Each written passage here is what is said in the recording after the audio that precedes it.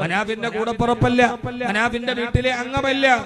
അവൻ പോകുന്ന വഴിയിൽ വിശ്രമിക്കുന്നതിന്റെ ഇടയിൽ അതുപോലൊരു മലവെള്ളപ്പാച്ചിലിൽ ഒരു മലയിടിച്ചിലിൽ ഒഴുകിപ്പോയി.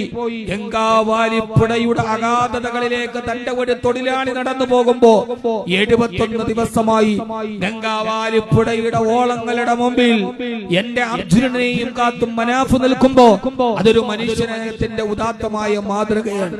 അവനെ ഗംഗാവാലിപ്പുഴ ഓളങ്ങൾക്ക് വിട്ടുകൊടുത്തിട്ട് ഞാൻ തിരിച്ചു വരില്ല, എനിക്ക് അർജുന വേണം, എന്റെ ലോറി നിങ്ങൾ എടുത്തോളൂ. ഇന്നവൻ പറയുന്ന കരള് പിളർക്കുന്ന ഒരു വാർത്തയുണ്ട്. അവനെ അപഹസിച്ചവരുണ്ട്, പരിഹസിച്ചവരുണ്ട്, മുൻവിധിയോടെ പറഞ്ഞവരുണ്ട്.